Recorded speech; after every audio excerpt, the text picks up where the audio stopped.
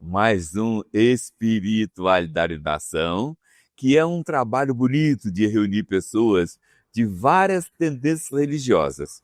Inclusive pessoas que não têm nenhuma tendência religiosa, mas querem ver um mundo melhor prevalecer. Nos reunimos aqui toda terça-feira, às 20 horas, para dizer: vale a pena lutar por um melhor. Vale a pena lutar por um mundo melhor. O dia de hoje, portanto, o Espiritualidade, ele vai ter um tema específico, que é espiritualidade e injustiças sociais. Hoje também vai estar me ajudando aqui nesse trabalho de entrevistar e dialogar com o Eduardo Marinho, convidado de hoje, a nossa Thay, que é uma companheira nossa mineira, lutadora, guerreira, educadora popular, licenciada em História, pós-graduanda em História da Arte, conhecedora de perto da realidade da sala de aula, que é um dos grandes problemas hoje no Brasil, porque é inaceitável que um país tão rico como esse, a sala de aula ainda é uma tortura para a juventude, para a criança e para o jovem. E ela também compõe o grupo de comissão de ética da Universidade Estadual de Minas Gerais. Thay, sua saudação ao povo. Muito obrigada, Frei. É uma felicidade imensa estar aqui com o Frei Davi, com o Marinho, nesse canal de resistência. Pois vivemos num país marcado por profundas injustiças sociais, onde poucos têm muito e muitos têm quase nada. Enquanto a fome bate à porta de milhões, o Congresso Nacional segue votando contra o povo, protegendo privilégios e alimentando esquemas como o orçamento secreto. Então, é hora de despertarmos para a consciência de classe e entendermos que o nosso problema tem origem comum.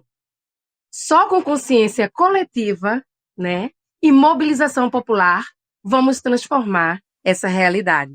Muito bom, Thay.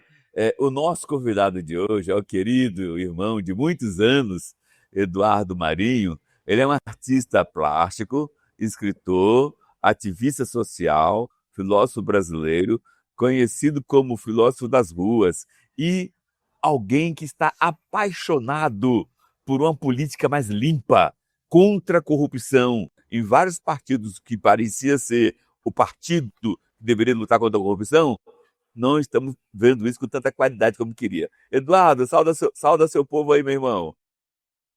Salve todo mundo que nos ouve, salve Thay. E é o teu negócio, eu sou modesto, entendeu? Não sou muito pretensioso, não. Eu não quero uma política limpa, eu quero uma menos suja. Porque essa que está aí é uma porcaria, é um emporcalhamento geral. Toda vez que o Congresso ameaçou servir realmente à população, houve um golpe de Estado, houve uma derrubada, há um movimento das elites dominantes que controlam a mídia, que controlam o modelo de educação, que mantém a miséria, a fome, o desabrigo, né, que obriga o Estado a não cumprir sua Constituição, a descumprir artigos básicos, pétreos da Constituição no serviço ao povo. Então a gente está numa estrutura social essencialmente injusta, formada de cima para baixo, mas apoiada no trabalho dos de baixo. Esse é o problema. Antes de a gente aprofundar mais essa temática, vamos fazer uma reflexão bíblica. Tiago 2, capítulo 14. De que adianta, meus irmãos, alguém dizer que tem fé se não tiver realizado boas obras na terra? Tiago, capítulo 2, versículo 14.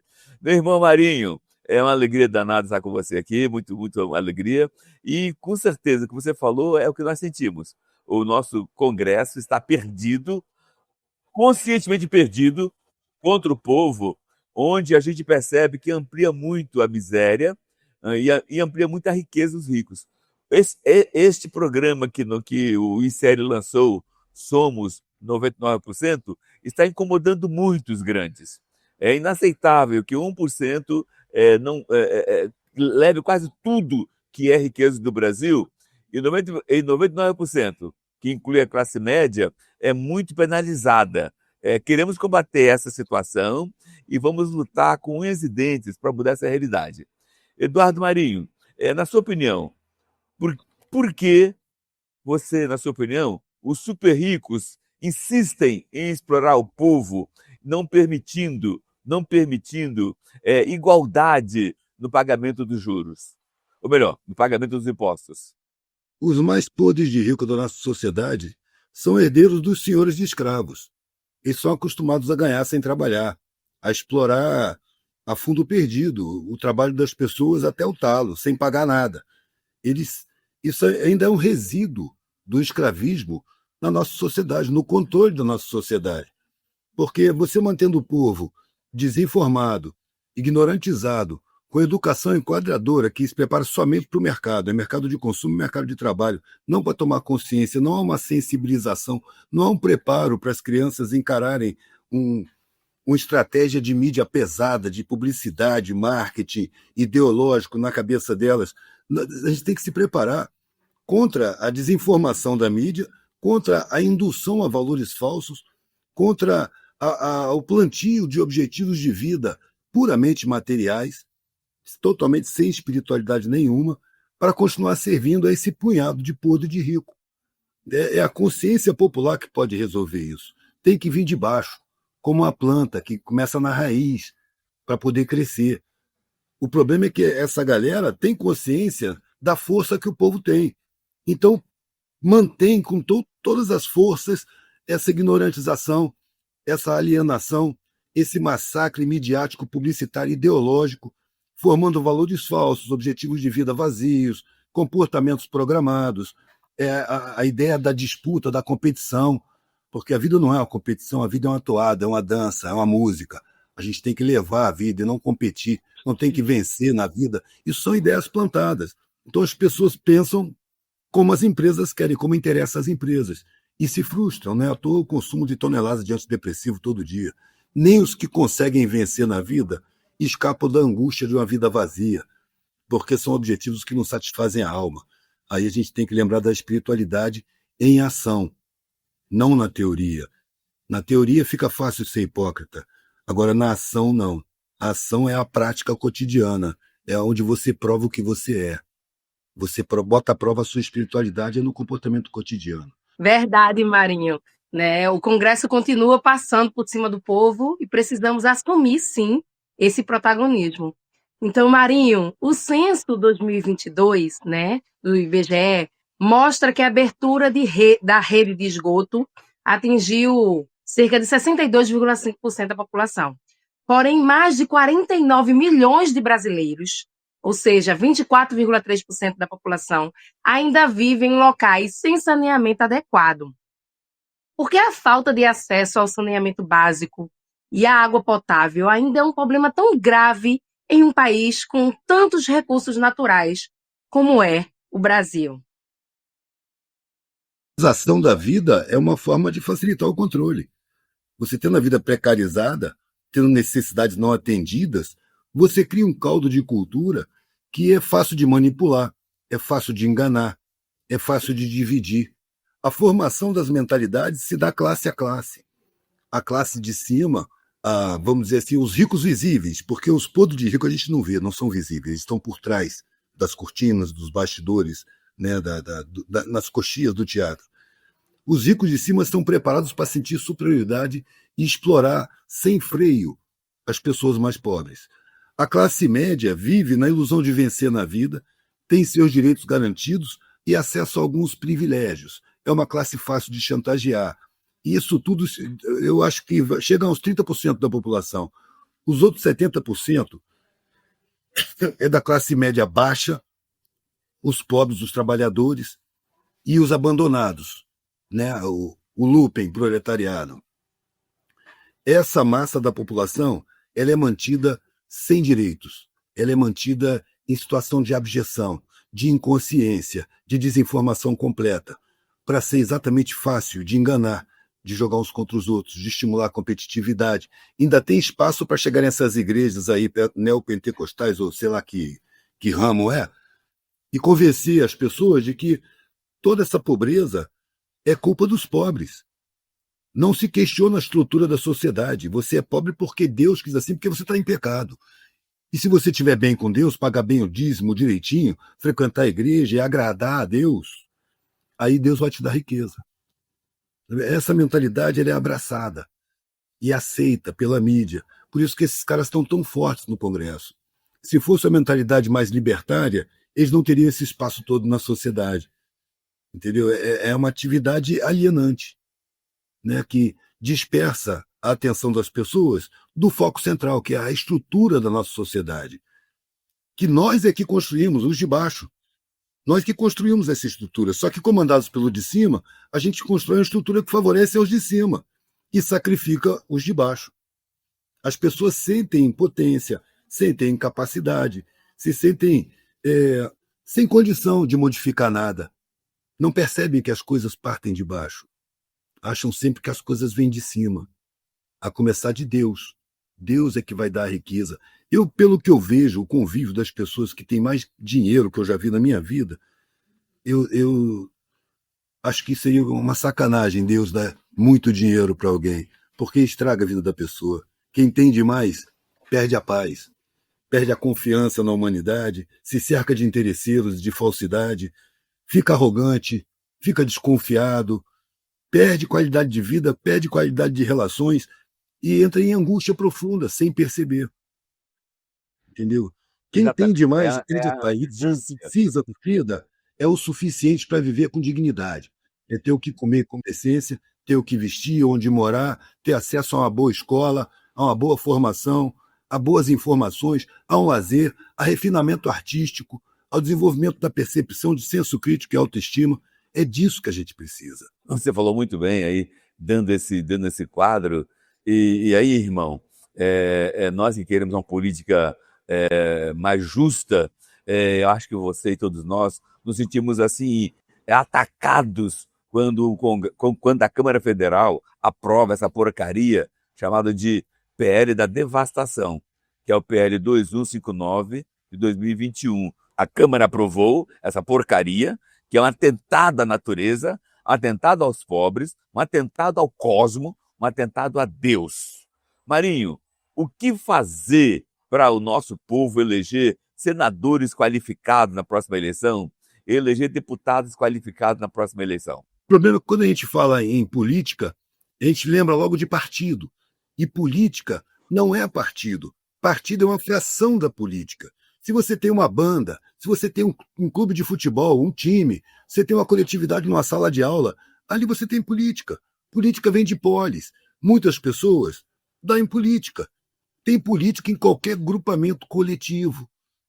E a gente é condicionado a achar que política é partido, política é eleito. Não, não, política a gente faz na rua, a gente faz andando, a gente faz tratando com as pessoas. Tudo é política. E é preciso formar consciência política, demonstrando como funciona a sociedade. Eu acho que, por exemplo, na educação das crianças, devia ter uma aula sobre formação social. Como é que funciona a prefeitura? Como é que são as secretarias? Como é que é arrecada o dinheiro? Como é que é gasto esse dinheiro? O que é uma secretaria de saneamento? O que é uma secretaria de transporte? Como é que o prefeito comanda isso tudo? É preciso ter consciência de como funciona a sociedade. Isso é consciência política. Consciência política não é doutrinarismo, como muitos aí da tal esquerda confundem. Ah, não, vamos ter uma forma. Conscientização política é arrebanhamento de mentalidades. Não é isso. É esclarecimento sobre como funciona, para que as pessoas tenham condição de decidir o que fazer e não serem doutrinados dentro de uma corrente de pensamento, que são esses termos desagradáveis que se usa tanto por aí. Eu já acho contraditório você colocar seu pensamento numa corrente. Sabe, se eu vou errar por conta própria, eu não vou aderir a nenhuma corrente de pensamento. Eu formo o meu próprio pensamento.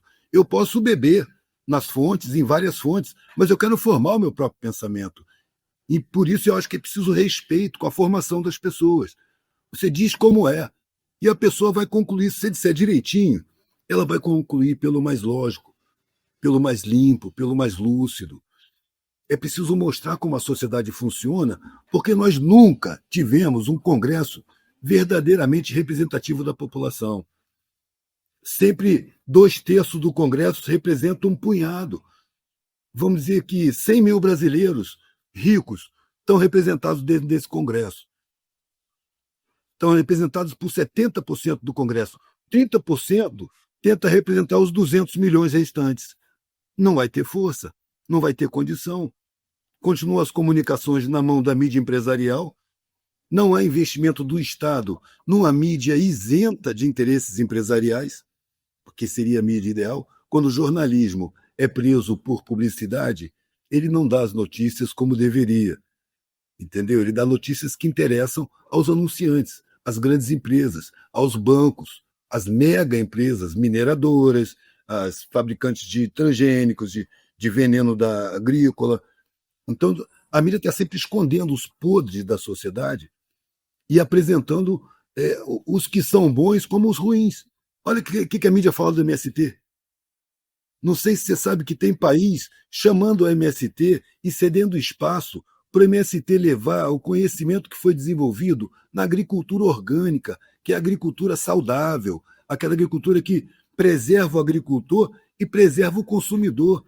Não tem veneno agrícola, não tem fertilizante químico, não tem combate à praga com inseticida, com esses venenos transgênicos. E o MST está recebendo reconhecimento de fora do país para levar esses conhecimentos da agrofloresta, que seria, vamos dizer assim, o resgate da destruição da natureza.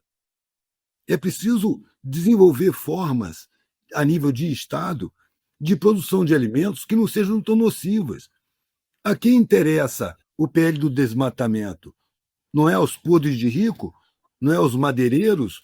Não é aos garimpeiros? Aos latifundiários? Aos que mais colaboram com a destruição planetária?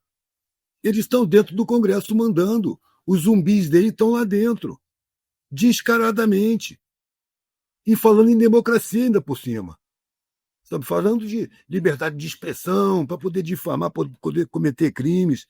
A gente vê o descaramento mais claro do que nunca. Eu acho que nunca teve tão claro esse descaramento, esses crimes que as instituições cometem contra a natureza, contra a população, contra o Estado, contra o território, contra geral, contra a maioria das pessoas, para servir sempre um punhado de privilegiados. É isso que nem na China. Rico não pode tratar de política. Você já tem riqueza demais, meu. Sai da política. A política que vai fazer é a galera, é a população. Quem tem problema, quem precisa de saneamento, quem precisa de escola decente, esse é que tem que estar dentro da política, comandando, controlando os eleitos, ditando para os eleitos o que eles devem fazer, as decisões que são necessárias. Se o cara tem dinheiro demais, ele tem que sair da política. Ele não pode participar. Ao contrário, ele tem que ter controle do Estado para não criar ambiente de trabalho escravo nas suas empresas. Eduardo, olha só a sua fala, ela está em sintonia plena com o momento novo do ICL. O ICL, como você acompanha todo o nosso trabalho desde o começo, né, vem revolucionando o processo educacional. Temos mais de 300 cursos disponíveis para a juventude, qualquer ser humano de qualquer idade, realizar. E são todos cursos comprometidos com o mundo melhor. Também o ICL implantou um jornalismo que ganhou o primeiro lugar de todo o Brasil em credibilidade. Últimos 5 anos, o Brasil ganhou o ICL. O ICL está ganhando o Brasil. E aí, Edu, chegou a hora, está chegando a hora da gente, enquanto ICL, ir mais longe. Próximo domingo, dia 27 de julho, às 8 horas da noite, todos vocês que estão agora online, eu, Marinho, Thay, todos nós vamos estar reunidos, ligados no ICL, para um momento histórico. O ICL, depois de muito planejamento, muito estudo, decidiu dar mais um salto incrível nessa luta educacional popular, nessa luta para mudar a história do voto, a história do posicionamento de todos nós, pobres e não pobres, frente às injustiças que cresce e cada vez mais se fortalece em terras brasileiras. Bem, portanto, vocês todos estão aí sendo convidados para estar conosco e o Eduardo Moreira, onde vamos ter um pronunciamento forte do Eduardo, fazendo uma análise conjuntural potente e mostrando a todos nós estratégias de como fazer a mudança acontecer. Então, domingo, dia 27, 20 horas, estaremos todos juntos. E você, dê agora o seu like, Vamos fazer com que esse programa Espiritualidade e Nação atinja o maior número de pessoas possível. Eduardo, me diz aí, na sua estratégia, o que fazer para surgir no cenário nacional mais lideranças políticas como o nosso querido Freitas, Renato Freitas, lá, deputado estadual do Paraná? Olha, é difícil assim uma conclusão, né? Mas eu vejo o que o Renato está fazendo lá. Por exemplo, eu estava conversando com ele, né, e falando como os artistas são formadores de opinião. Porque os artistas eles formam opinião, principalmente os músicos, né? Mas em geral o artista ele trabalha com o público, ele tem a sensibilidade dele, ele produz, ele forma opinião. Como é importante criar consciência dentro da classe artística, para que essa consciência reflita na própria arte. Ele está fazendo um projeto que chama-se Núcleo Periférico. Em várias cidades do Paraná, ele foi nas periferias, e nas periferias ele fez um núcleo. Nesse núcleo ele dá aula de várias profissões, serigrafia, corte e costura, culinária, tem um monte de curso. E faz um curso de consciência política, conscientização política, que não é partidária, é sobre a sociedade. E qualquer artista periférico que frequentar esses cursos tem acesso a um estúdio para gravação de graça. Ele montou estúdio de gravação e aí, fazendo um trabalho de conscientização política, ele libera para os artistas fazerem gravações, seja ele rapper, poeta, funkeiro, músico de qualquer tipo. Ele pode gravar com muito mais qualidade na sua arte porque vai estar sendo formado politicamente. Eu acho que era preciso ter aula de formação política em todo lado, em cada quadra, em cada igreja, em cada colégio, em cada pátio de escola. As pessoas tinham que estar discutindo a sociedade, como funciona essa bagaça, para a gente saber de onde vem a grana do Estado, porque vem de baixo, a massa tributária vem dos mais pobres, rico, agora que está se revelando que não paga imposto, ou paga o mínimo, diante do que ele ganha. Agora está vindo à tona, e isso tem que ser trabalhado, e trazer mais à tona, sem doutrinarismo, sem arrebanhamento, com humildade, porque é diferente uma coisa é você ensinar as pessoas, outra coisa é você compartilhar conhecimento. Quando você compartilha conhecimento, você se coloca na mesma altura, no mesmo patamar. Você quebra aquela hierarquia de quem sabe mais vale mais. Porque todo mundo sabe alguma coisa e todo mundo ignora alguma coisa. Então é preciso a gente compor. Eu vi o cara analfabeto dizer que naquele ano não ia chover porque um certo besourinho estava fazendo o casulo dele de uma certa forma. Ou olhar para o leito de um rio seco, os velhinhos, e pensando sobre o que plantar no sertão. Nossa, a formiga fez o formigueiro no fundo do rio seco, esse ano não chove. Então a gente sabe o que pode plantar e o que não pode. Isso é sabedoria. Isso. Pegando o gancho, né, sobre tudo que você está falando, é importante a gente falar sobre a precarização do trabalho, né? O acesso às oportunidades e à saúde, que são, em alguns aspectos, importantes, né? Que denotam a injustiça social que vive hoje, né, grande parte da população brasileira.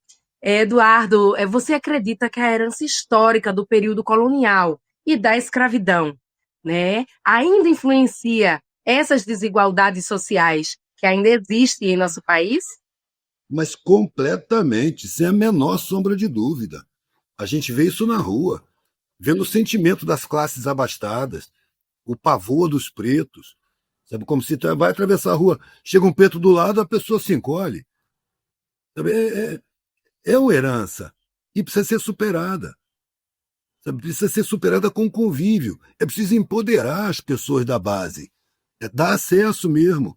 O que acontece é que nós temos uma classe média derivada desse escravismo que, quando vê o povo ganhar alguma qualidade de vida, ela não sente o povo subindo em condições, ela sente que ela está caindo de condições. E aí reage contra o governo que está dando condições ao povo. Por conta da falta de consciência de classe, né? Totalmente.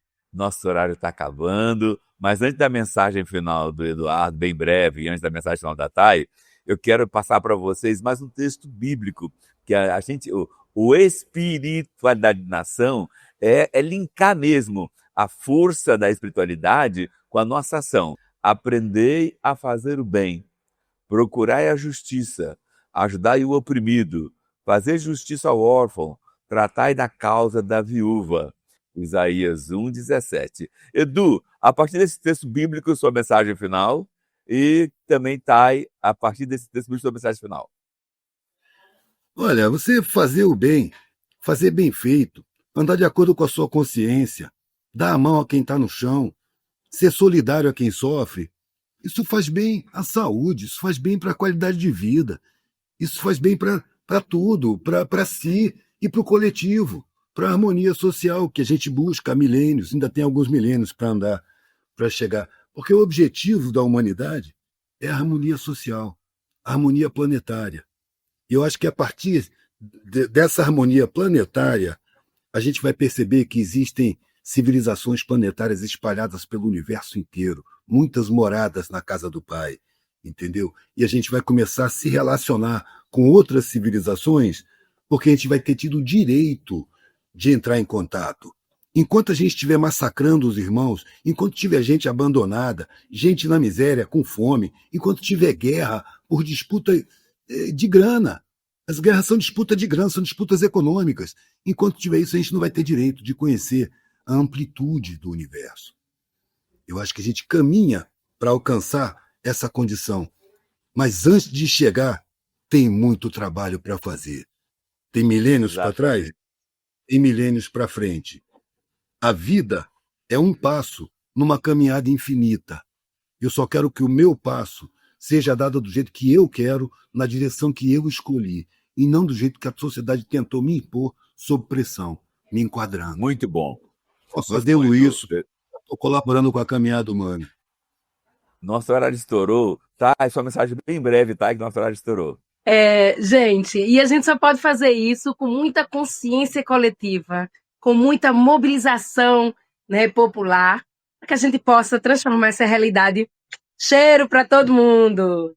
Pai, de todas as energias, dê-nos nesse cosmos imenso que tem oferecido para nós, dê-nos respeito, amor, carinho, que consigamos gerar um mundo melhor, respeitando a natureza, porque ela é nossa irmã, é nossa amiga. Abençoe o nosso querido Eduardo, abençoe a Thay, e abençoe todas as pessoas que trabalham lutando por um mundo melhor.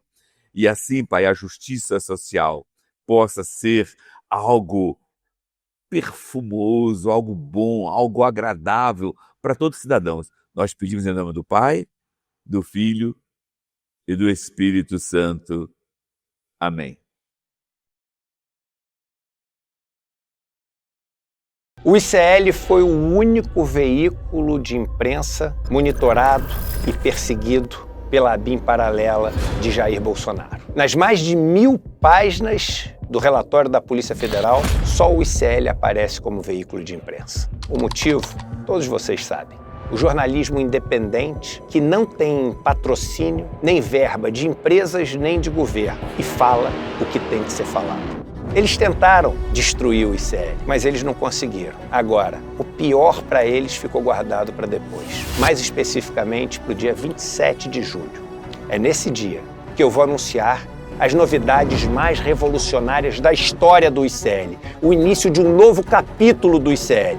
E se o ICL já tirava o sono dessas pessoas antes, depois do dia 27, elas vão ver o tamanho do problema que elas compraram.